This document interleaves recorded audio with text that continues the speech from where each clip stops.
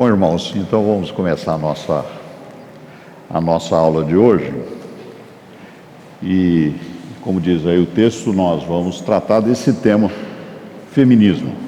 Então, para iniciarmos a nossa aula, vamos ver dois textos, um texto um pouco mais extenso, que se relaciona com esse conceito, esse movimento. Então, o texto bíblico está em Gênesis, no capítulo 2, e esses versículos que estão indicados, o 4, 7, 8, 18, depois um pouco mais adiante nós vamos no 21 a 24. Então vamos ler o texto. Gênesis capítulo 2, primeiro versículo 4, 7, 8, 18, 21 e 24. Esta é a gênese dos céus e da terra, quando foram criados, quando o Senhor Deus os criou. No 7. Então formou o Senhor Deus ao homem do pó da terra, e lhe soprou nas narinas o fôlego de vida. E o homem passou a ser alma vivente. E plantou o Senhor Deus um jardim no Éden, na direção do Oriente, e pôs nele o homem que havia formado. Agora 18.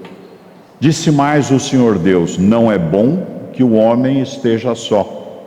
Far-lhe-ei uma auxiliadora que lhe seja idônea. Aí passando para o versículo 21 a 24. Então o Senhor Deus fez cair pesado sono sobre o homem, e este adormeceu. Tomou uma das suas costelas e fechou o lugar com carne.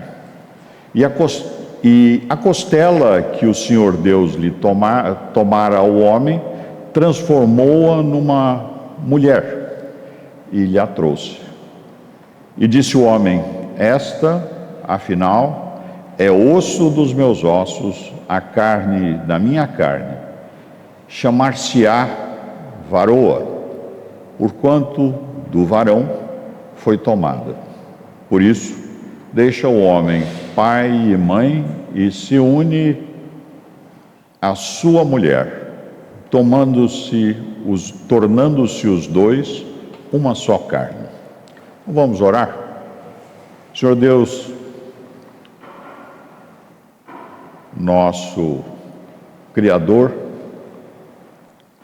nosso Senhor, Tu, Senhor Deus, que é o único Senhor do universo que é Teu, e que Tu, Senhor Deus, rege esse universo com a Tua perfeita vontade.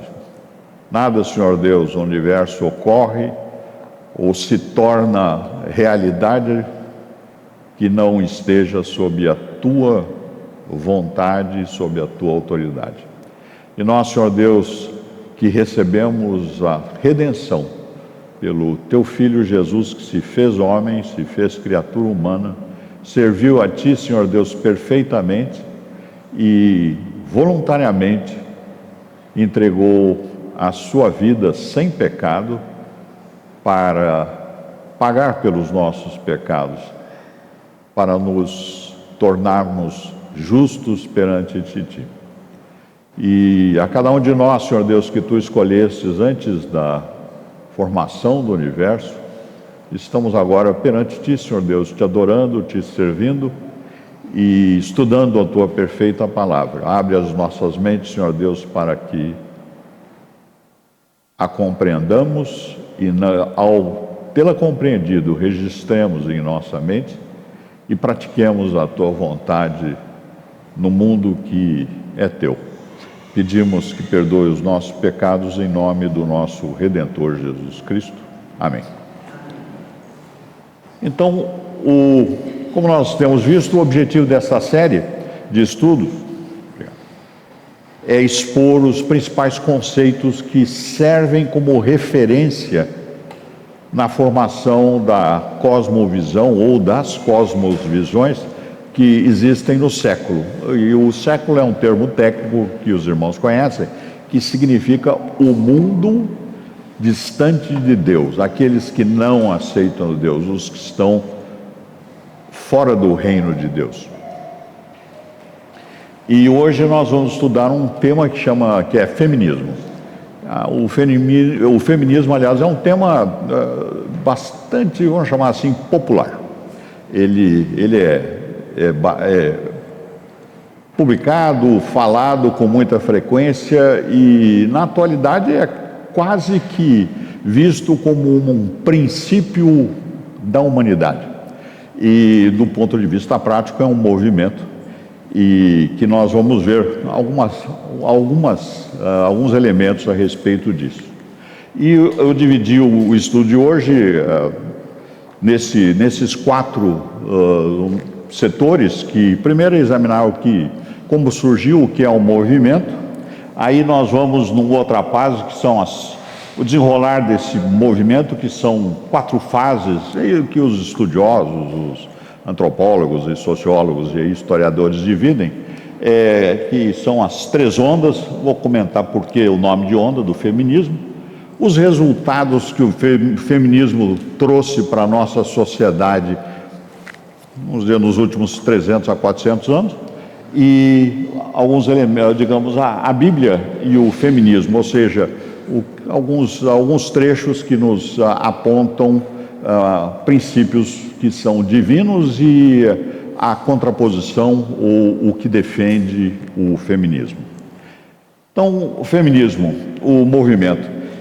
Aliás, esse movimento, essa expressão feminismo, ela é acreditada a um filósofo francês lá chamado Charles Fourier, que usou o termo pela primeira vez em 1837.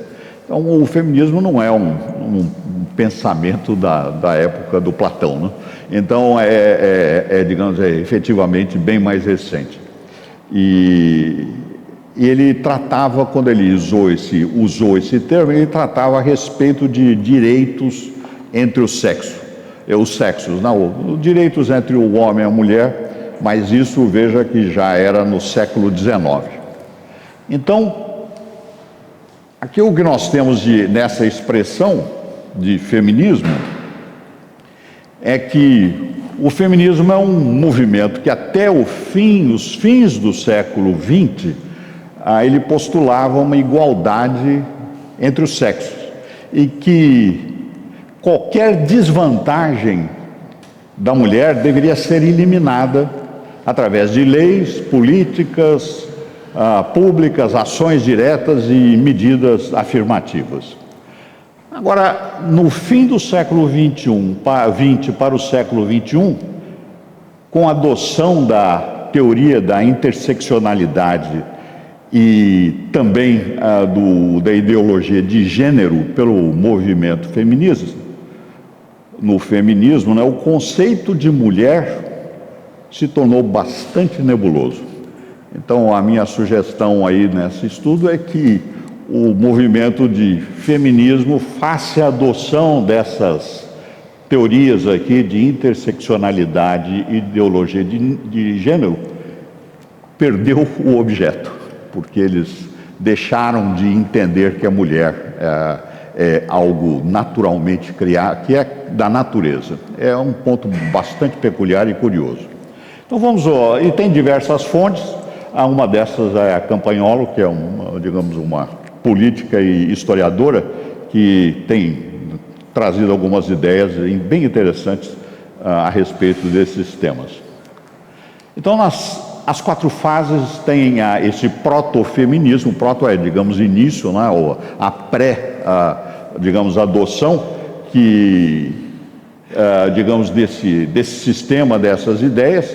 E aí vem 4 fases: a primeira onda no século XIX e XX, a segunda onda no século XX e a terceira onda do término do século XX para XXI. Aliás, o termo onda, né, porque ele é usado especificamente no feminismo e foi apresentado pela primeira vez por uma jornalista chamada Martha Weinman Lear, em 1968, numa publicação que ela fez no New York Times, e que chamava a segunda onda feminista. E em inglês era The Second Feminist Wave. Mas a colocação é que ela usava a expressão onda em função de, digamos, da aparência da onda, né? Que quando nós estamos na praia ou estamos aí andando pelo mar, aparecem aquelas ondas grandes e que dão a impressão de ser incontroláveis ou incontíveis, né? Ela vem e leva todas as coisas. E ela usou a expressão e essa metáfora e pegou dentro dos que estudam o tema. Então eles normalmente utilizam essa expressão, né? As ondas do feminismo. Aliás, tem alguns até que alegam que já estamos na quarta onda, entrou a quarta onda do feminismo, mas como o historiador dos fatos presentes usualmente não tem a perspectiva correta, né? Então eu vou ficar só com as 3 ondas aí. E não eu que seja historiador, né? Mas usando os historiadores. Então, o proto-feminismo, como é que surgiu o início do feminismo? Isso surgiu mais ou menos lá no século XIV, quando começou a surgir as primeiras manifestações literárias sobre esse tema, escritos, né? Aliás, da antiga história, a menos que haja algum tipo de escrito ou documento, é bastante difícil de se poder registrar ou analisar. Então, eles têm uma série de livros, panfletos, documentos que foram guardados, e surgiu a primeira que surgiu um documento guardado, a escritora chamada Christine de Pizan, lá na França, e ela escrevia a respeito de preparação, instrução de homens e mulheres, e era predominante naquela época que as mulheres usualmente não recebiam uma instrução formal. Não que isso acontecesse com todas, houveram muitas mulheres que tiveram uma instrução formal, professoras de universidades lá no século XIV, XV até, mas era raro a questão. Essa Christine Pizan, inclusive, foi professora, ela era italiana e foi para a França, era conselheira lá dos reis franceses da época lá. Aí a outra, Laura de Sereta, na Itália, da mesma maneira, escreveu algumas coisas sobre os direitos não, a necessidade de acesso à educação por parte das mulheres do ponto de vista formal. Então se manifestavam nisso, e a mesma coisa Jane Eyre e a Mary Astell na Inglaterra.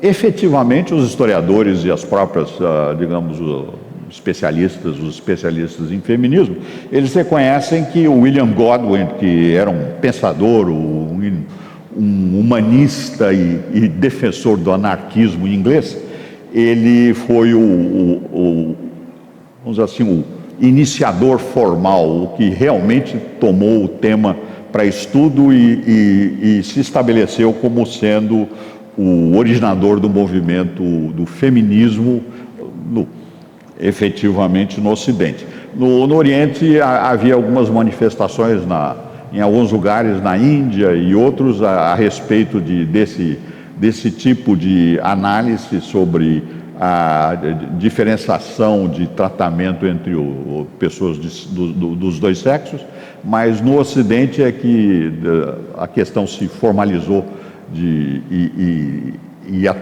houve uma atuação mais intensa na sociedade dos defensores disso. E esse William Godwin, que curiosamente a família dele era de origem calvinista, era praticante, mas ele se afastou, inclusive foi afastado das atividades lá eclesiásticas em função do comportamento dele lá, que era um comportamento impróprio, e foi afastado das atividades da igreja que ele participava e foi se aprofundando nos estudos e ele efetivamente era um ateísta, ele rejeitou Deus como Criador e Senhor. Eu vou apontar uma série de vezes a respeito da condição de convicção religiosa das pessoas que foram líderes e foram, mais relevantes dentro desse movimento, porque é indicativo, né? E ele defendeu a igualdade dos sexos, liberdade sexual para homens e mulheres. Ele era contra totalmente a monogamia. O casamento para ele era eventual, jamais indissolúvel, e ele também era crítico da forma da família cristã, né? Então a colocação é esse, digamos, é reconhecido no movimento feminino como sendo um dos seus fundadores. E aí eu aponto para os irmãos os princípios, né, que ele defendia. Então o proto-feminismo teve também como elementos digamos, a continuação, era na mesma época lá do William Godwin. Então aqui na França, né, em 1700 digamos, 80 e tantos, houve a Revolução Francesa e aí se organizou a Assembleia Nacional da França Revolucionária. E tem muitas histórias, filmes aí, e também os irmãos devem ter conhecimento geral a respeito disso. E aí foi aprovada a Declaração dos Direitos do Homem e do Cidadão. Esse tema, inclusive, é um tema que foi, digamos assim, apropriado pela ONU, por todos os movimentos, digamos, de defesa dos direitos humanos, mas ele tem uma curiosidade que é muito relevante. Os direitos da cidadania eram do homem, do sexo masculino, e não se estendiam à mulher. E esse pequeno detalhe é absolutamente esquecido nos defensores de direitos humanos, que usam a Declaração dos Direitos do Homem e Cidadão como se fosse universal. Não era só para o homem. As mulheres, elas, obviamente, surgiram reações contrárias, mas as mulheres não tinham direito qualquer dentro da Declaração e na Revolução Francesa como cidadãs, né? Não tinham direito ao voto, nada. E nem de se manifestar, né? Mas aí surgiram reações contrárias a esses termos da Declaração dos Direitos do Homem e do Cidadão, e essa senhora aqui, essa pensadora aqui, a Olympe de Gouges, ela era bem reconhecida como uma dramaturga, escrevia peças bastante frequentes naquela época, peças teatrais, e uma diversão usual das pessoas em geral era ir ao teatro para ver as peças, não? Quer dizer, em vez de ir no cinema ou de ver aí uma rede qualquer aí de Prime Video, Netflix, etc., eles iam ao teatro para ver peças teatrais e para ver também muitas vezes óperas, né? Que já eram bem frequentes aí, a época aqui do Mozart. E ela era uma escritora dramaturga, deísta. Deísmo é aquela ideia que existe uma inteligência por trás da criação do mundo, mas essa inteligência aí não é Deus, ou não se adora, não se conhece, e é uma rejeição a Deus, o nosso Senhor. O deísmo não é cristão, nem digamos, nem reconhece que Deus é o Todo-Poderoso e o único Criador. Obviamente não aceita a Bíblia e a revelação divina. E ela publicou, mas ela tinha bastante relevância lá na época, porque havia digamos, um grupo, vamos dizer assim, de intelectuais que atuavam dentro dessa época, que tinha bastante relevância. Os irmãos, os mais interessados nesse tema, sabem que eram muito ativos na questão de imprensa, de escritos, publicações, debates, e o humanismo, que foi a força por trás, digamos, da Revolução Francesa, era bastante ativo em escolas e universidades. Não havia escolas públicas, nada disso. Nas universidades, nos debates em geral, e dentro lá da grande Assembleia Revolucionária lá na França, digamos, era o pensamento predominante mesmo do lado os monarquistas que ainda participavam da Assembleia. Como os irmãos devem saber, essa direita e esquerda surgiu lá dentro, porque na Assembleia Revolucionária os revolucionários ficavam do lado esquerdo e os monarquistas do lado direito, né? Então essa é a origem da esquerda e direita, digamos, dentro do ambiente nosso de interpretação da história e da política e etc. E essa senhora Olympe falou que fez um livreto lá em que ele afirmava que a mulher não é só igual ao homem, mas também sua parceira. E aí, com uma série de argumentos que foram considerados como bem razoáveis na época.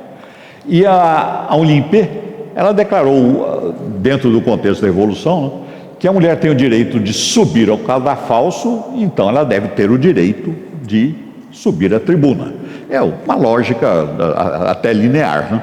mas a colocação era que não era esse conceito não era aceito, tanto assim que em 2 de novembro de 1993 o Tribunal Revolucionário determinou que ela fosse guilhotinada, e ela foi morta pela guilhotina. Aí, digamos, seguindo nessa sessão aí, em 1791, época lá desse movimento, a Assembleia recebeu uma proposta a respeito de ensino na República, né? A República era o nome lá da nova organização nacional, depois da derrubada da monarquia na França. E que essa proposta estabelecia que para a mulher não era desprezada como um ser não existente, mas ela estabelecia que para a mulher a instrução era somente doméstica, não era para participar de universidades nem qualquer outra educação formal. Aí veja bem que coisa interessante, né? Como se altera, né, a história para versões que sejam de conveniências de grupos, né? Porque dá-se a impressão que a Revolução Francesa era o local da liberdade, da cidadania e inclusive do feminismo. Evidentemente não era pró-feminista a Revolução Francesa, né? E muito menos era defensora de todas, digamos, de ideias em geral. Eram somente as ideias que se enquadravam dentro do pensar do grupo dominante da época. Então, aí vem o nome de uma escritora que foi a primeira notável dentro desse grupo de feminismo, que era a Mary Wollstonecraft, que, digamos, viveu aí durante esses 40 anos aí. Era uma escritora que ficou bem reconhecida naquela época, e ela publicou essa reivindicação dos direitos da mulher em 1792, e foi resposta àquela proposta, digamos, de ensino na França, né, referente particularmente à mulher. E ela defendia que devia ter a mesma formação dos homens.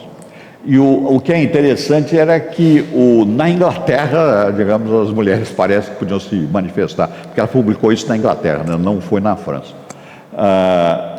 Agora, a Mary, que era uma pessoa lá, um intelectual, uma pessoa cheia de vontade e energia, ela resolveu, vamos dizer, participar da ebulição revolucionária lá em Paris, e mudou-se para Paris depois de escrever. Aparentemente, os intelectuais na França receberam com muita satisfação esse trabalho dela, e ela foi bastante, digamos, lida, né? Aí mas em 1795, 3 anos depois que ela foi para lá, ela achou que lá na França, vendo de perto as questões, vários amigos dela intelectuais tinham sido decapitados lá pela Assembleia, lá pelo Tribunal. Ela retornou para Londres, onde ela conheceu esse William Godwin, que era aquele, digamos, vamos dizer, o fundador do movimento do ponto de vista histórico, e se casou com ele. Aliás, o casamento deles foi motivo de bastante, digamos, de bastante perplexidade no movimento, porque os dois, e o William, ele rejeitava casamento, rejeitava a família, rejeitava qualquer tipo de compromisso permanente, né? E a própria Mary também não era. Ela teve lá casos lá antes de casar com ele, tanto assim que teve uma filha lá com um comerciante americano lá, que foi o agente que conseguiu tirá-la da França, porque ela estava sendo determinada que fosse presa. Mas os dois resolveram se casar, e eu sei que causou muita perplexidade lá nos pares intelectuais deles. É o que dizem os historiadores, né? Aí, seguindo nessa questão, nós entramos na primeira onda, que veio no século XIX, né? Então, a primeira onda, ela foi, como nós vimos, como está escrito aí, mais ou menos 1840, 35, até a Segunda Guerra Mundial. Foi durante esse período que, digamos, os que examinam esse tema aí dizem que foi a extensão da primeira onda. E as principais bandeiras que elas defenderam eram a igualdade dos sexos no mercado de trabalho, foi a primeira proposição, e a segunda foi o voto feminino. Aí é bastante interessante, eu vou pedir para que os irmãos lembrem, digamos, mais tarde, quando nós, no fim lá do estudo, quando nós vamos tratar a respeito da comparação de textos bíblicos, não? Essa questão da primeira bandeira feminina, igualdade dos sexos no mercado de trabalho. Então, aí nós vamos ver lá um texto mais adiante que digamos, é indicativo a respeito, vamos dizer, do foco do feminismo e, digamos, a instrução bíblica. O que nós vimos é que a inclusão feminina no mercado de trabalho, há debates, houve debates e tem até hoje, a respeito da igualdade de condições de remuneração, particularmente, de oportunidade de carreira, até hoje, em vários lugares do mundo, sobre digamos, a existência ou não, né, ou o processo de igualdade de condições no mercado de trabalho para homem e mulher. Mas o fato é que, fazendo a análise da presença feminina no mercado de trabalho, ela foi razoavelmente facilitada no sentido que houve aquele processo de urbanização que nós estudamos lá no mercantilismo, por exemplo, em que houve uma quantidade enorme de pessoas que vieram para as cidades. Com a Revolução Industrial houve digamos, um enorme surgimento de postos de trabalho lá, de operariado e de outras funções de apoio, e essa demanda foi enorme, né? E com isso a inclusão feminina foi facilitada porque havia demanda de posições para trabalho e não havia o suficiente de homens, digamos, para poder atender todas as posições. Então, houve abertura muito mais intensa. Veja, no sistema rural, agrícola, as famílias trabalhavam no campo. Aliás, podemos ver isso em qualquer época aqui no Brasil, se nós formos em alguma pequena atividade rural, digamos, eu falo pequena porque as grandes hoje em dia usam máquinas, etc. Pequena, a família inteira, historicamente, eu trabalhava na roça, vamos chamar assim, né? Então não havia lá, todos ajudavam, e era bastante importante ter um bom número de filhos, né, para poder ajudar na roça, porque senão o trabalho rural é extremamente demandante e pesado, né?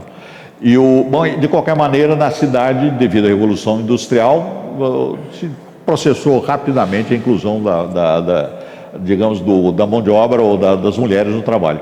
E no século XX, com as duas guerras mundiais, quer dizer, quem foi para a guerra, aliás, só uma parte, né? Nos lugares onde havia um voto, porque nem todos os lugares da Europa, do mundo ocidental, havia voto por parte das pessoas ou dos cidadãos, aquele que considerava cidadão, porque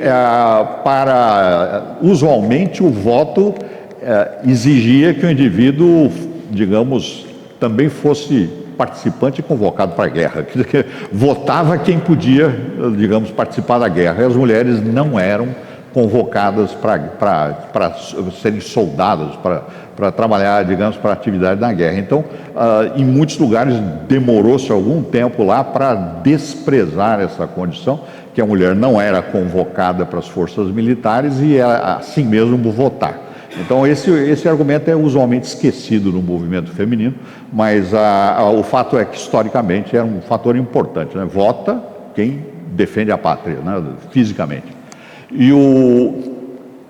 Mas voltando aí, a questão é digamos, essas duas condições aqui de duas guerras mundiais realmente eram milhões de homens na Europa e nos Estados Unidos que foram lançados para a guerra. Obviamente, as funções, as posições de trabalho lá ficaram de repente sem ocupante, porque a prioridade era para defender, digamos, a nação, né? E aí veio, digamos, a convocação ou a proposição, que não foi obrigatória, foi uma proposição voluntária, né? As mulheres participaram do mercado de trabalho tanto na Inglaterra, nos Estados Unidos e outros lugares, Canadá, Austrália e mesmo da Europa, em algum, digamos, na Europa, sobre digamos, o nazismo não era voluntário, mas nesses demais países era voluntário o trabalho feminino nas fábricas, né?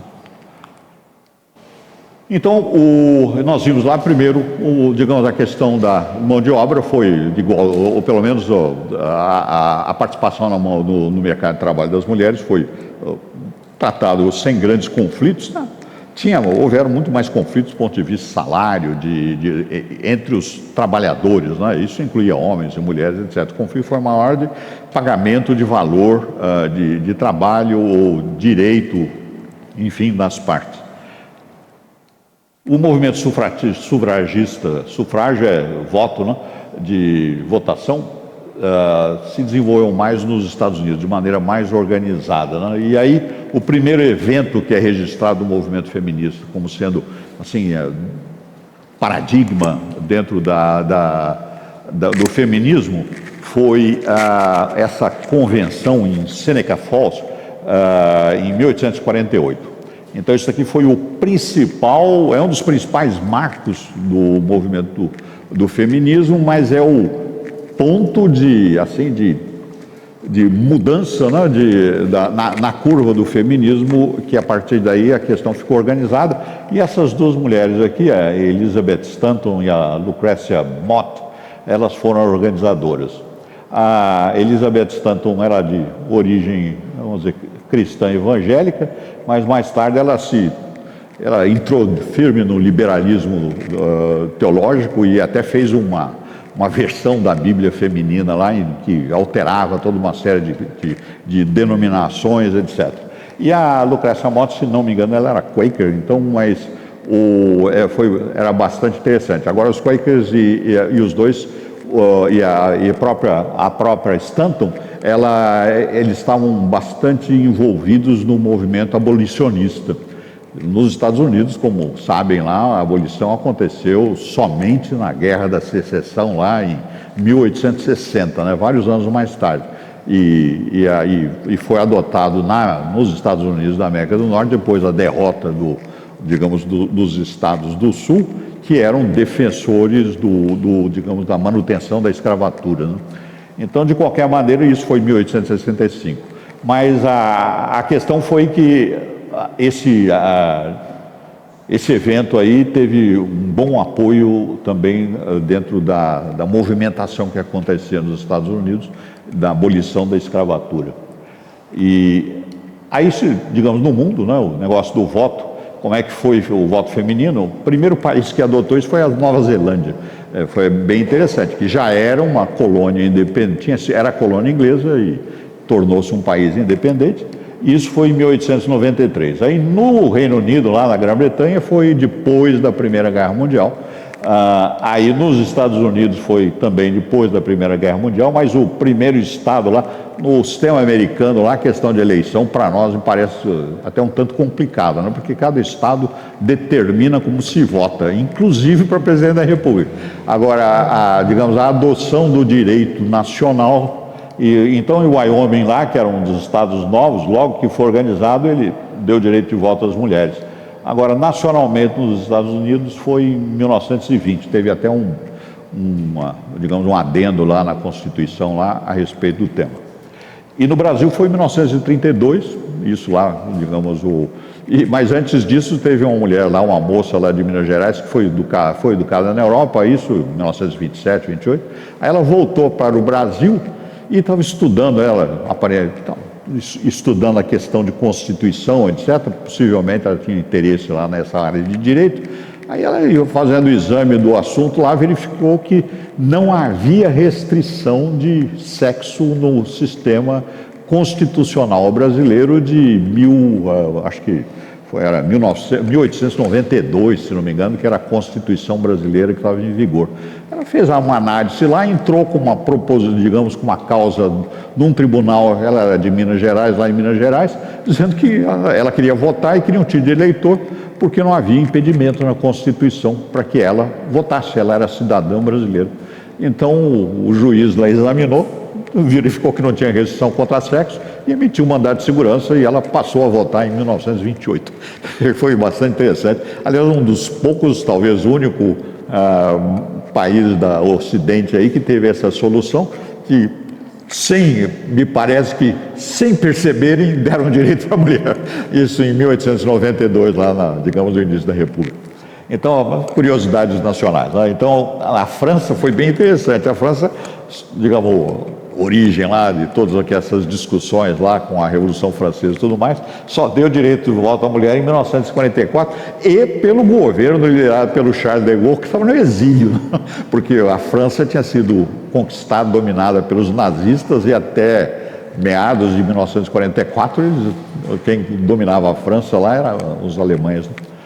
E a Suíça, digamos, o grande país de referência, reconheceu o voto feminino em 1990, quer dizer, que foi o último cantão, digamos, a reconhecer esse voto. Os cantões também são razoavelmente independentes. Então, aí a colocação, por aí mais ou menos, a Segunda Guerra Mundial se encerra o que se considera a primeira onda, que foram com esses dois elementos. Aí, no fim da Segunda Guerra Mundial, vem a segunda onda. E a principal bandeira da segunda onda, a emancipação feminina, com liberação das normas sociais, sexuais, comportamentais atribuídas às mulheres pela sociedade. Então,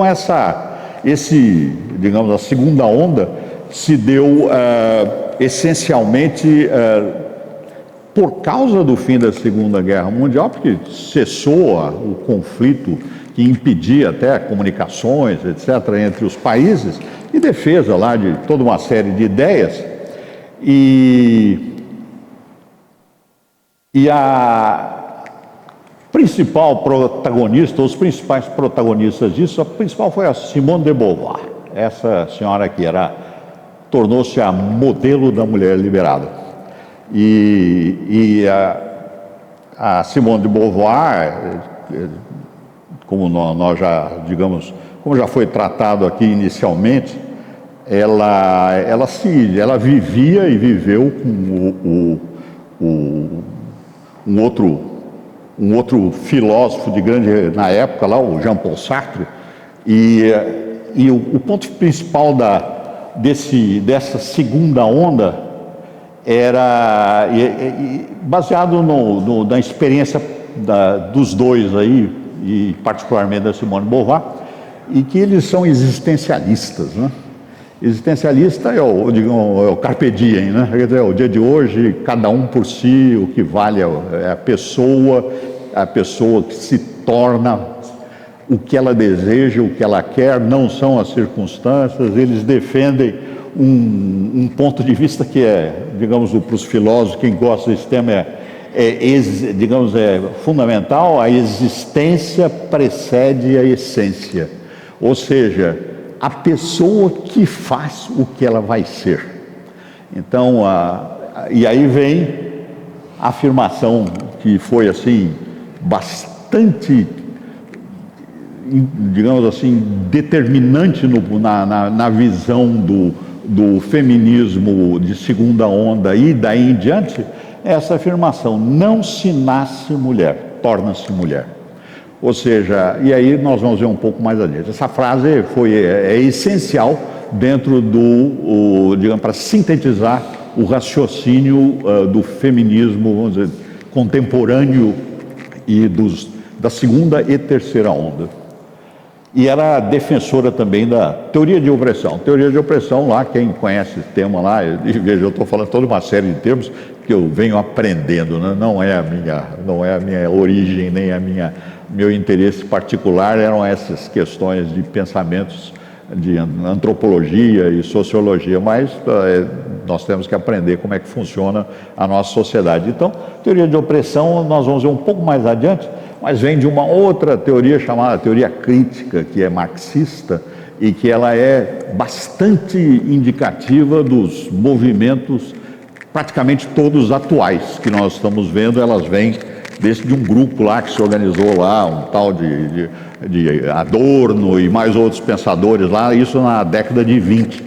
Então eles estavam lá ponderando lá por que o proletariado não se revoltava, e aí eles desenvolveram essa tal de teoria crítica, e esse elemento do conceito de opressão é essencial dentro da teoria crítica. Os que vão na pedagogia devem conhecer lá eu vou usar uma expressão, os delírios lá do Paulo Freire, né? Então, a colocação, digamos, é mais ou menos nessa linha. Digamos, há defensores veementes do Paulo Freire como sendo aí um indivíduo que, digamos, reinterpreta todo o sistema de pedagogia e digamos, muitos outros acham que, digamos, não tem, como dizem os argentinos, não tem nada a ver, né? Então, digamos, bastante confuso e não consistente. Mas, seguindo isso, vieram outras pessoas também. Nisso tem a Betty Friedan, que em 1963 escreveu esse livro aí, A Mística Feminina, e aí ela tratou de um tema que é muito mais típico na época nos Estados Unidos que em outros lugares.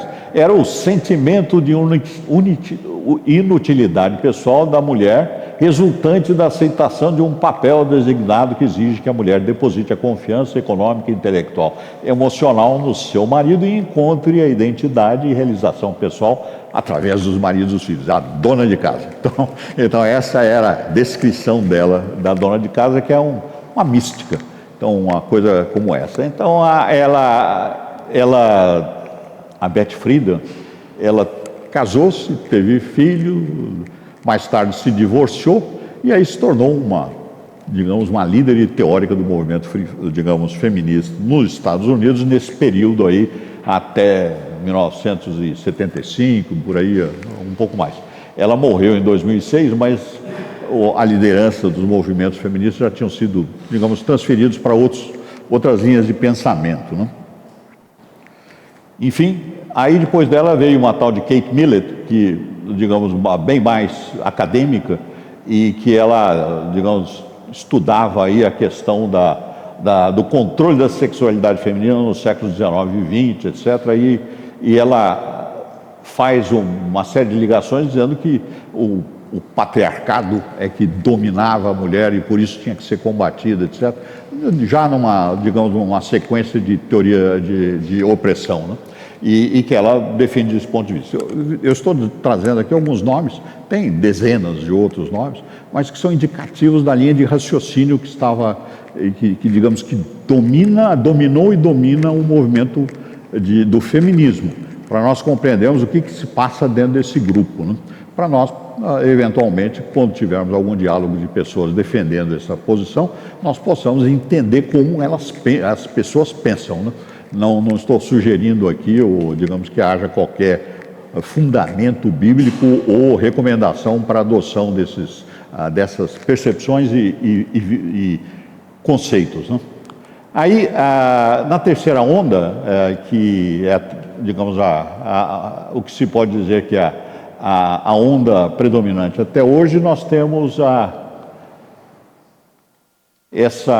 esses dois elementos, feminismo interseccional e depois a ideologia de gênero. O feminismo interseccional, ele considera que existe uma série, múltiplos fatores que afetam, né, a existência das mulheres e que influenciam na sua experiência e na sua, digamos, não concepção, mas modo de vida. E também aí já adotam o termo opressão, né, que era lá da teoria crítica, que as outras, até a Betty Friedan lá não chegavam a mencionar. Todavia, o trabalho da Simone de Beauvoir digamos, intuir, e ela mesma era conhecedora da teoria crítica lá, porque ela era uma acadêmica, então ela conhecia o trabalho lá do grupo lá da década de 30, do Adorno e de outros que desenvolveram a teoria crítica. E esse feminismo interseccional, ela ocorre através da identidade da pessoa, da mulher, ou da mulher individual aí, né? Cada um digamos, se identifica, né? Como quem sou eu, né? Do ponto de vista, inclusive, do existencialismo. E aí tem a ver com gênero, que eles ainda aqui consideravam no feminismo interseccional, considera o gênero, né? Homem e mulher, a raça, e aí é um outro ponto bem interessante, né? Como pessoas bem preparadas propõe que existem raças na raça humana. Como é que é? Raças, né? Raças existem para criaturas de características diferentes. Os seres humanos, eles têm uma raça, né? O Homo sapiens, ou como diria uma ex-presidente nossa, as mulheres sapiens. Então, digamos, a colocação é que é raça humana, né? Nós somos humanos. E aqui nós podemos nos aperceber disso, né? Até somos humanos e cada indivíduo é um indivíduo, né? Porque tem indivíduos, digamos, mais baixinhos, com tendência a ser, digamos, gordos, e existem os mais altos e esbeltos, não? Os de muito cabelo e os de menos cabelo. Então, digamos, as pessoas que digamos, gostam de esporte, outros gostam de literatura, e mais ainda, né? A tonalidade da nossa pele varia do transparente ao profundamente, digamos, escuro, né? Porque todos os seres humanos desses. Aí tem as aparências visuais, quer dizer, e o que nós notamos, né? Somos todos da mesma raça. Aí os antropólogos, sociólogos e cientistas cinicamente propõem que existem raças, né? Isso é causadora de segregação, né? Isso é uma falsidade, digamos, acadêmica, da mais desavergonhada possível, e que muitas pessoas, digamos, não se apercebem que isso aqui é falso. Não existe raças. Existe entre os homens, né? Uma raça humana, que nós sabemos, todos os homens e mulheres, todas as pessoas são descendentes de Adão e Eva, especificamente de Noé e da sua mulher. Mas a colocação que nós temos é classe, que isso realmente existe. Etnia, também existe, grupos que têm semelhança, têm etnia. Sexualidade, deficiência, também entra a questão da deficiência, né? Pessoa lá que, digamos, que tem um problema de visão, né? Não enxerga direito. Tem uma pessoa lá que tem um problema de algum membro que não pode trabalhar bem com outros. Enfim, nós conhecemos bem isso. O interseccional, ele diz que existem vários eixos que devem se cruzar numa pessoa e causam uma condição específica que deve ser analisada. Tanto assim que mais tarde nós vamos ver que nesse processo de feminismo interseccional já não existe coletividade, né? Existe o indivíduo, né? Porque cada pessoa é uma pessoa, então cada mulher vai ter uma condição de feminismo particular para ela, né? Enfim. Aí seguindo, então diz lá, no feminismo interseccional, cada mulher pode assumir sua forma de feminismo. E não há coletividade. Realmente porque somos aqui um agrupamento de pessoas individuais, né? E que somos todos da mesma raça, todos descendentes de Adão e Eva, e todos, digamos, que devemos considerar a nossa fraternidade, como é determinado nós cristãos, como é determinado pelos textos que Deus nos dá. Aí, seguindo isso, a terceira onda também defende a ideologia de gênero. Então, esse é um tema em grande, digamos assim, bastante debate atualmente, que eu não fui convocado para falar a respeito desse tema, e alguns dos nossos irmãos aí vão tratar disso mais adiante.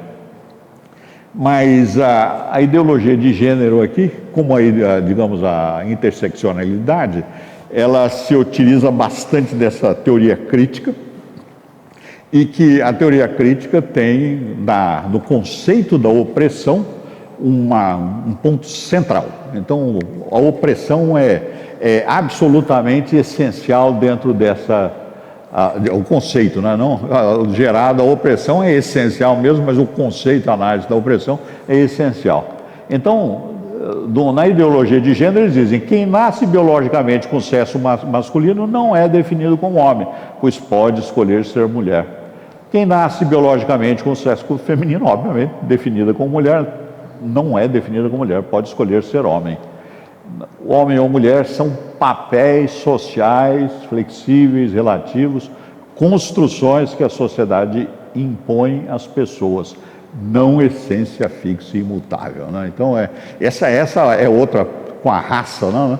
Isso é um absurdo que tem pessoas que levam a sério, né? Quer dizer, é realmente impressionante.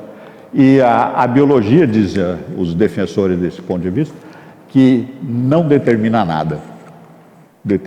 A biologia não determina nada. O que é existencialismo levado ao extremo, né? Então, mas sim a decisão de cada um de ser o que desejar. Aliás, é o que muitas pessoas, até mesmo cristãos e crentes, ensinam aos filhos, né? Você pode ser quem você quiser. Não, não pode ser quem quiser. Nós temos uma série de condições que Deus nos cria nelas. E nós devemos identificar essas condições que nós temos para servir bem ao nosso Senhor. O existencialista absolutamente humanista rejeita Deus. Então, quem determina tudo é o eu, né? Então, é o ser humano. E aí, como é isso eu já comentei, então a opressão, dizem lá os da teoria crística, é um lugar de incoerência. Incoerência, obviamente, digamos, em desequilíbrio, né? Quer dizer, quando é incoerente, não há dificuldade de raciocínio, há dificuldade de sequência de ação, não pode haver equilíbrio, estabilidade, nada. Então, é necessário que se resolva isso. Então, para vencer ou para superar a opressão, o processo é de libertação, emancipação, e isso é um processo de coerência, né? Esse vamos dizer, são as premissas lá que eu pude aprender da teoria crítica, que é essencial no feminismo contemporâneo. E essa libertação, a forma de superar a opressão é a emancipação, a libertação pessoal da condição onde ela se encontra, né? Qualquer tipo de opressão, seja... E aí vem, digamos, o desenvolvimento lá do Paulo Freire na pedagogia, tem que se libertar para poder aprender. Então, e no feminismo, né, tem que se libertar do patriarcado para se poder se tornar mulher, né? Então, senão ela é objeto digamos, do patriarcado. E tem o que eu li em alguns lugares é que um outro texto aqui é que a libertação tem que ser conquistada. Ela não é aceitável ser outorgada. Se você recebe a libertação, você continua dependente e oprimido para quem te deu a liberdade. Então, liberdade, digamos, estrito senso, só por conquista, né? Então, ou seja, aí resolve o problema da revolução lá, que o pessoal lá da década de 20 estava vendo dificuldade, né? Tem que sempre ter revolução, porque senão não aceitem liberdade que qualquer pessoa te dê, não, conquiste. Aliás, outra premissa, né? As vitórias conquistadas pelo cristão, né? Como se nós conquistássemos qualquer vitória, né? Todas elas são de Cristo. E é um absurdo alguma igreja cristã bíblica afirmar isso, né? Então, os principais protagonistas desse tempo, o Jean-Paul Sartre, que, digamos, desenvolveu antes e depois a Simone de Beauvoir continuou digamos, o trabalho. Os dois, eles tinham lá digamos, uma parceria lá de vida lá bastante, para mim, na minha opinião, uma coisa absurda, né? Uma coisa, vou usar um termo, bastante nojenta, que eles viviam lá. Os dois eram, digamos, a Simone de Beauvoir era bissexual, ela tinha casos lá com alunos, com outras, era uma veemente defensora digamos, digamos, como é que é o negócio das crianças lá, da sexualidade de criança lá, de pedofilia, veemente defensora da pedofilia, achava que criança a partir dos 11 anos já tinha identidade sexual, que podia participar, etc. Então, essa pessoa com esse tipo de visão é vista como algum tipo de líder, né? Ela devia estar na cadeia, né? Na época que ela já existia. Aliás, foi proibida de dar aula em muitas universidades, face ao comportamento que ela teve nas próprias universidades com as alunas, né? E aí o Jean-Paul Sartre postulava que não existe nas coisas uma essência que as defina por natureza. Que o ser humano não possui essência, finalidade de um modo certo de existir e agir tudo é construído por cada pessoa no decorrer da vida. Obviamente, digamos, o Jean-Paul Sartre, como a Simone de Beauvoir, eram ateístas, isso aqui é rejeição total da autoridade divina, né? Quer dizer, nego tudo. E aí tem os demais protagonistas, foi essa Simone de Beauvoir, Betty Friedan, essa Shulamit Firestone, a Judith Butler, que tem lá uma série de elementos lá que eu não vou comentar com mais detalhes, mas seguem basicamente esse tipo de linha que eu estou apresentando. Aí os resultados do feminismo, né? O que foi que o feminismo obteve nesses 300 para 400 anos? E então o movimento atua na obtenção do direito de voto para a mulher, igualdade no mercado de trabalho e direito de realizar um aborto. Outra grande defensora, Simone de Beauvoir. Então essa que brigou pelo aborto na França, etc., e tornou-se legislação em vários lugares. Quer dizer, o que ela sugiro para que as pessoas que tenham interesse nisso vejam lá, a interpretação de gravidez pela Simone de Beauvoir era que, na minha compreensão, é que a mulher tinha sido invadida por um outro ser estranho. Então a criança era, digamos, outra coisa, né? Era outro ser. E ela tinha uma veemente, nunca engravidou, não quis ter filhos e era, digamos, uma veemente defensora inclusive de aborto. E no século XXI, isso aí foi o que o movimento feminista conseguiu até o fim do século XX, né? Assim, de maneira bastante clara, nós vemos aqui no Brasil, e daí eu sou brasileiro, meu trabalho é aqui, Deus me colocou aqui, essa é peregrino por aqui até até a nossa promoção, né, para a eternidade. Então, a colocação é que podemos ver que o Brasil não é o centro do intelectualismo mundial, né? Quer dizer, não é aqui que os grandes pensadores surgem ou defendem. Tem brasileiros muito capazes que vão para diversos lugares do mundo, mas o Brasil, a América Latina em geral, não é, digamos, o foco da intelectualidade mundial. E nós aqui, claro, demos o direito de voto, não foi nem conquistado, né? Foi reconhecido por todo mundo surpreso. É mesmo, as mulheres aqui no Brasil têm direito a voto. E por quê? Porque ninguém disse o contrário. Então parte do direito positivo, né? Então a colocação, a igualdade de mercado também foi desenvolvido, houve um processo não mais penoso nem mais longo do que em outros lugares do mundo. E também foi dado o direito de realizar aborto, que inclusive aqui no Brasil o aborto é praticamente, digamos, o direito é a qualquer momento, a qualquer lugar, não há limitações. Há países que estabelecem limites, tal, e aqui legalmente não tem, né? Legalmente dá o direito a aborto. Mas no século XXI, o que defende aí digamos, o feminismo? O homem e a mulher são papéis sociais, flexíveis, relativos, não essência fixa e imutável. A biologia não determina nada, mas sem a decisão de ser de que cada um desejar. E aí no século XXI, o que está se lutando, né, para obter no feminismo? A legalização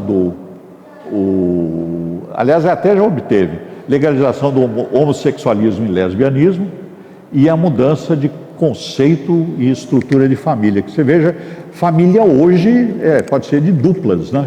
Porque tem algumas pessoas que chamam homossexuais de casais, né? Não são casais, são duplas, né? Casal é um macho e uma fêmea.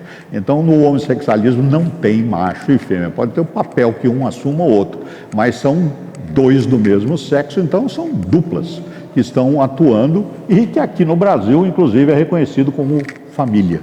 Quer dizer, não é um homem ou uma mulher que, digamos, que estão se ajuntam e nós cristãos, sob a vontade de Deus, para poder dar sequência a uma ordem divina. E aí o movimento o movimento feminista prossegue na implantação de teoria da interseccionalidade, a adoção dessas teorias, da ideologia de gênero e na desconstrução, que é um ponto essencial hoje em dia, dos modelos de gênero, os famosos estereótipos de masculinidade e feminilidade.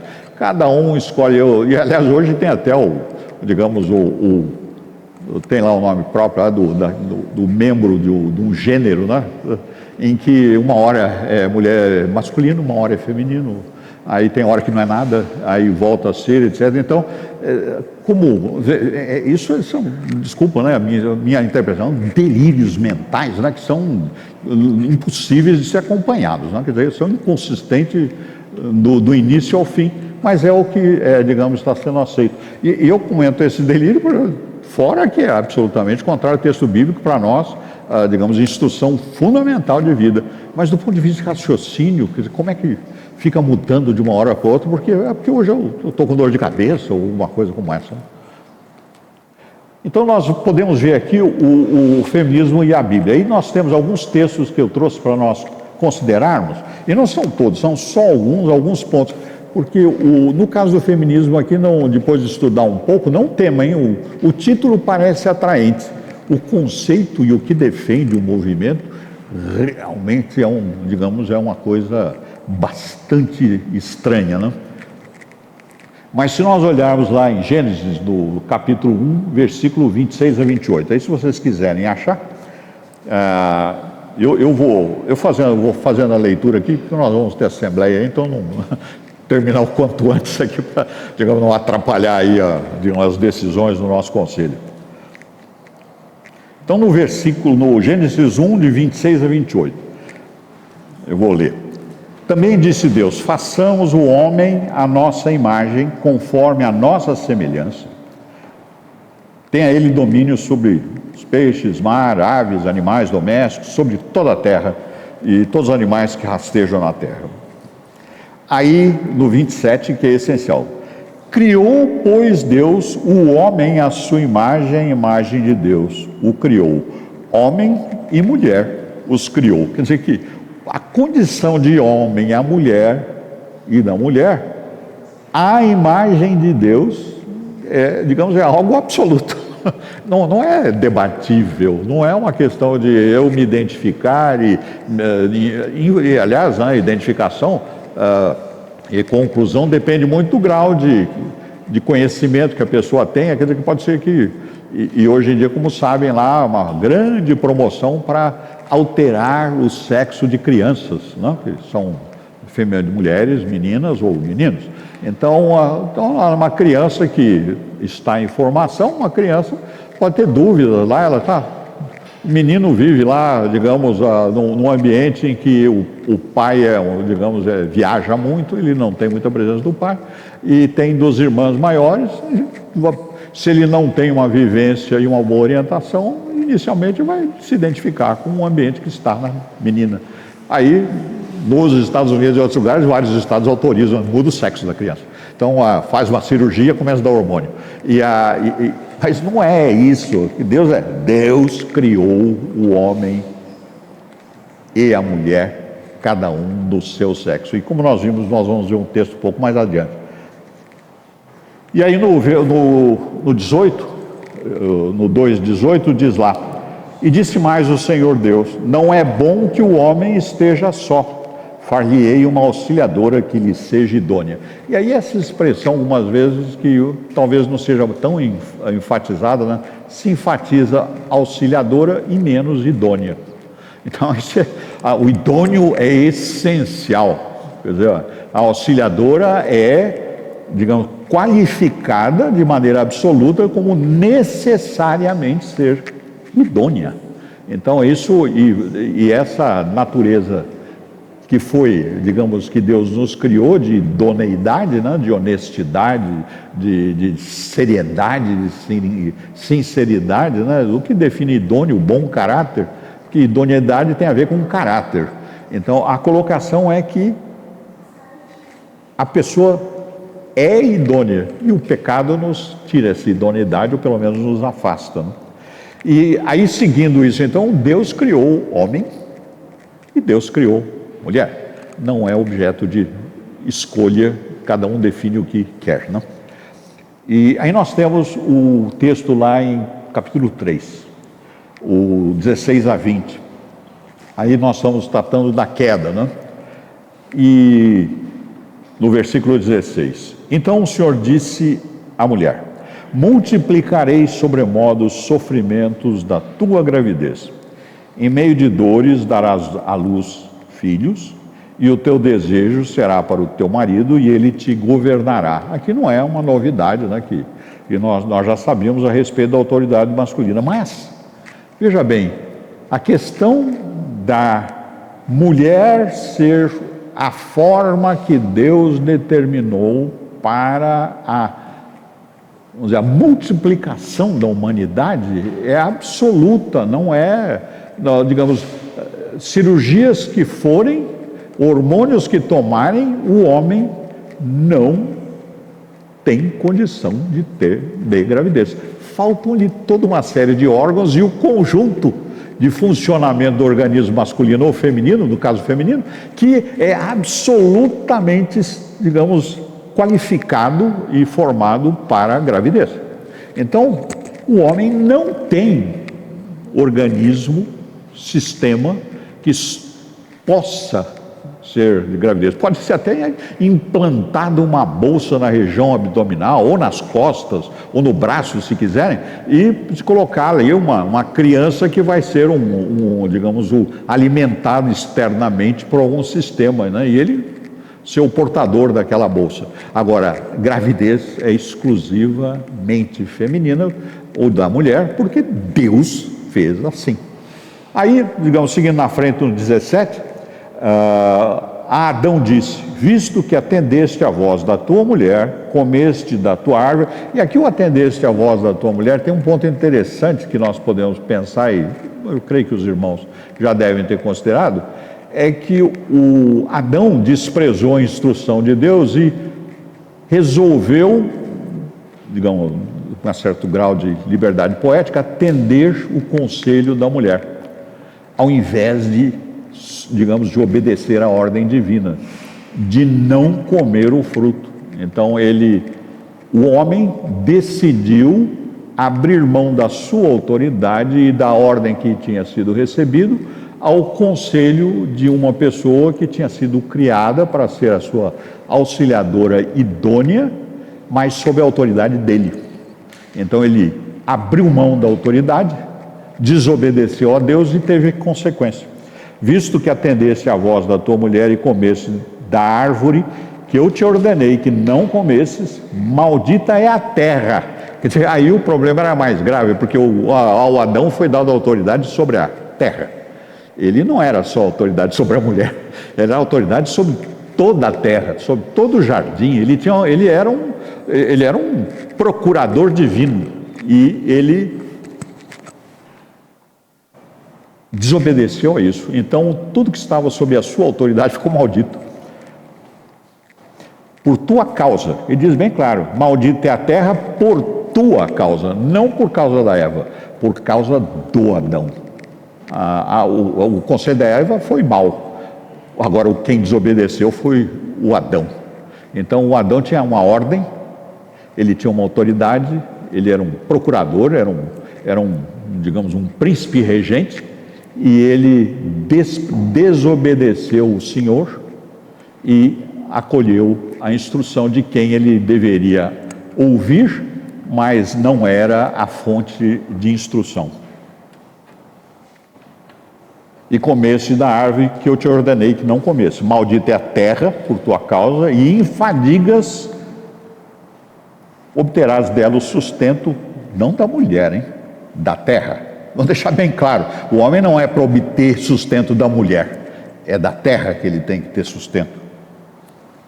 Durante os dias da tua vida, ela produzirá, a terra, também cardos e abrolhos, e tu comerás a erva do campo. No suor do teu rosto comerás o teu pão até que tornes a terra, até que vire pó novamente. Pois dela foste formado, porque tu és pó, e ao pó tomarás. E aí um ponto bastante interessante. E deu o homem o nome de Eva à sua mulher, por ser a mãe de todos os seres humanos.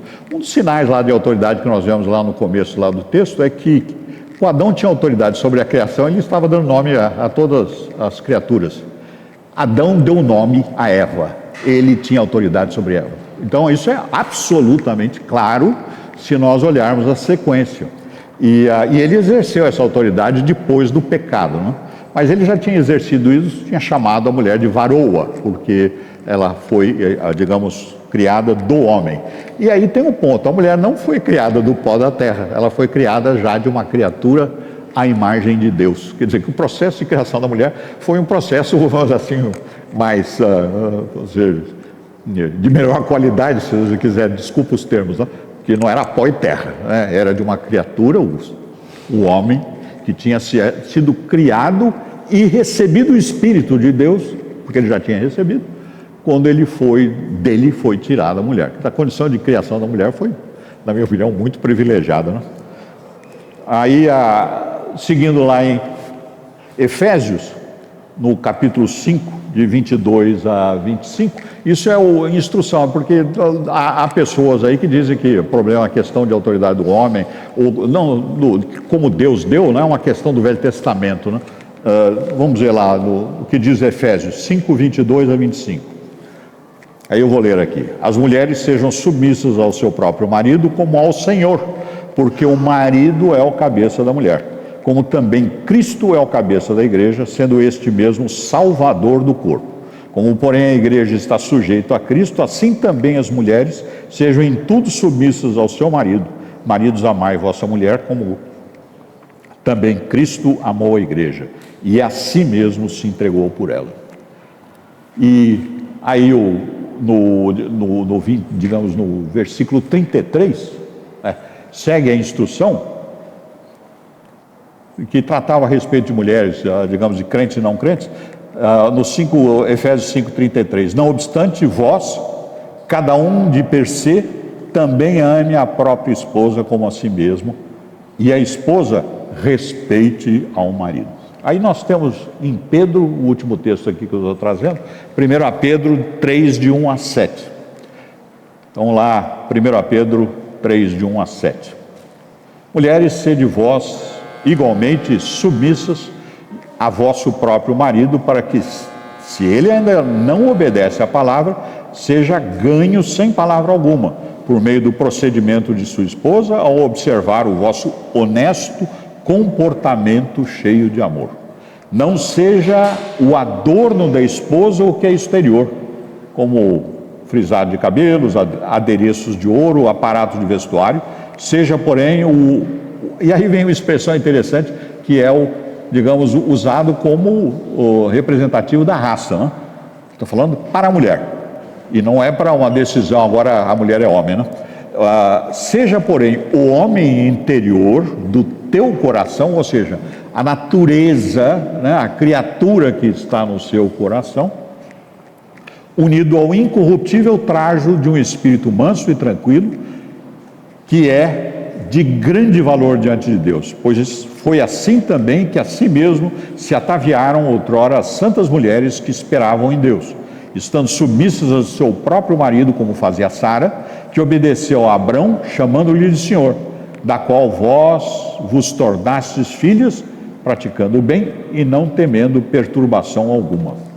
Maridos, vós igualmente vivei a vida comum do lar com discernimento e tendo consideração para com a vossa mulher como parte mais frágil, tratando-a com dignidade, porque sois juntamente herdeiros da mesma graça de vida, para que não se interrompam as vossas orações. Veja, as mulheres com os homens são herdeiros da promessa de Cristo. Aí tem outros trechos que tratam disso. E aí eu pergunto, alguma pergunta? Então, muito bem. Ok, irmãos. Pois não, Vera. Essa primeira ação de Eva, né? A gente pode dizer que já tinha um germe feminista e que ela não estava sob opressão, né? Eu não entendi a parte essencial da sua pergunta.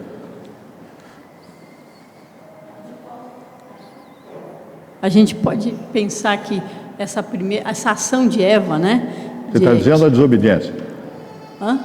Qual ação? Primeira ação de Eva, o pecado, qual? né? De levar, de decidir desobedecer, ela é como se fosse um germe já do feminismo Só que não estava sob opressão, que eu imagino que Adão não oprimia Eva, né?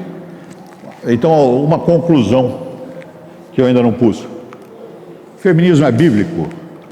Não é bíblico. Então não havia germe de feminismo porque não é bíblico.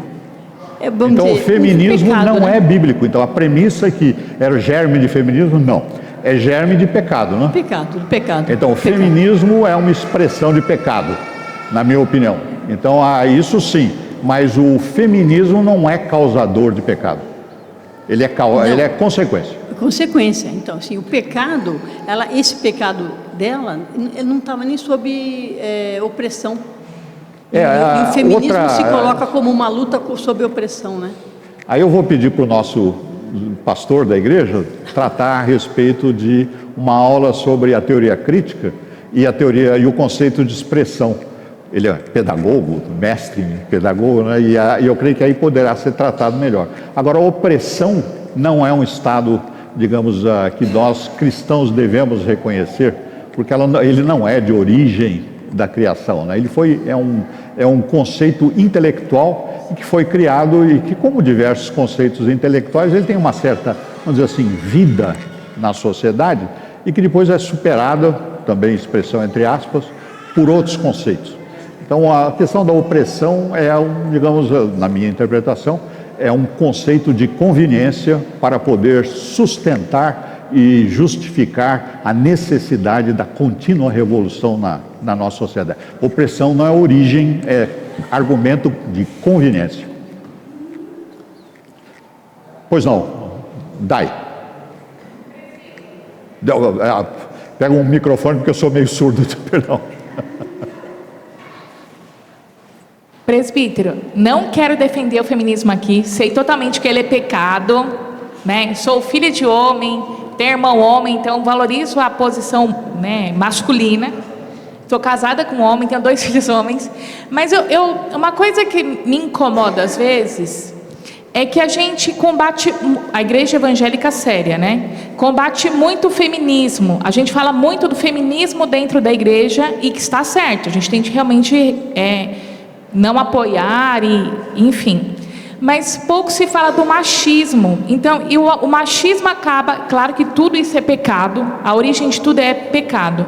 Mas o machismo, ele acaba alimentando o feminismo também dentro da igreja. Porque quando a gente vê a formação, por exemplo, de mulher dentro da igreja, a mulher que se prepara para casar, faz lá o chá de bebê, aí pega Provérbios 31, mulher deve, mulher deve, mulher deve, mulher deve. Cadê o preparo para o homem também? Porque a Bíblia orienta como que o marido deve se portar com a esposa, né? Que ele deve amar, que ele deve... Então, toda essa orientação, a Bíblia também dá ao marido, né?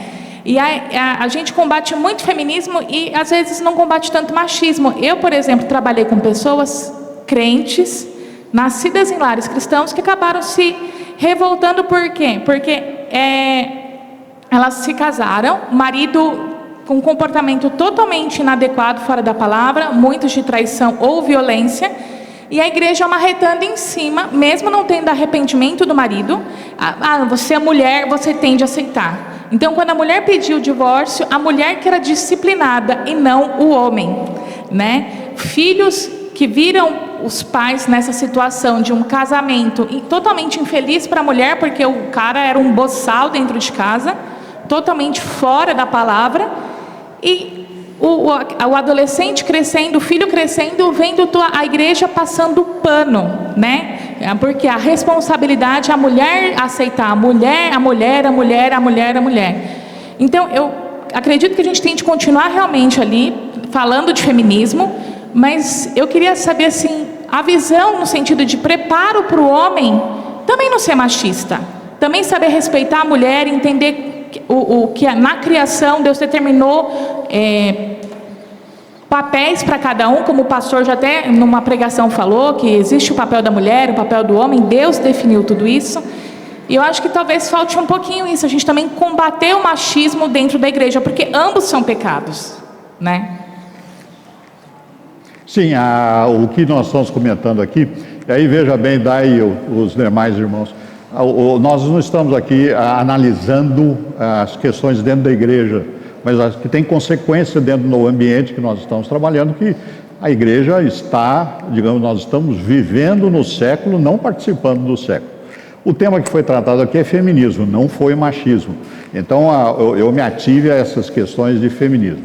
A colocação de pecado, nós não devemos escolher pecado. Esse pecado nós vamos tratar, os demais nós não vamos tratar. Então, no contexto de igreja, toda e qualquer desobediência à instrução divina tem que ser tratada.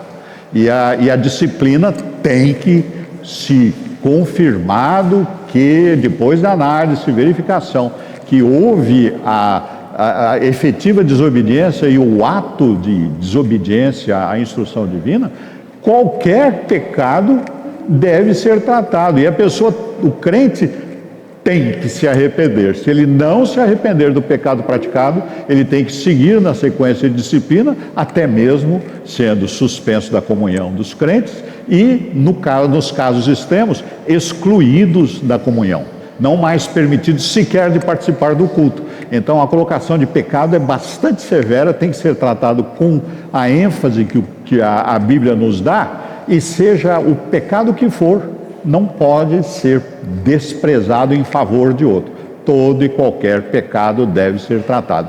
Isso inclui qualquer tipo de comportamento de desobediência contra a instrução bíblica por parte do marido crente. Irmãos, mais alguma pergunta? Me sinto pressionado pelo tempo. Então, vamos encerrar a nossa aula. Eu vou pedir para o presbítero Eduardo, pode fazer uma oração para encerrar nossa aula? Senhor Pai, nós te agradecemos por esse dia, Pai, por o Senhor nos ter trazido à tua casa para louvarmos e engrandecemos o teu nome, sermos alimentados pela tua palavra, Pai, sermos instruídos pela mesma, Senhor.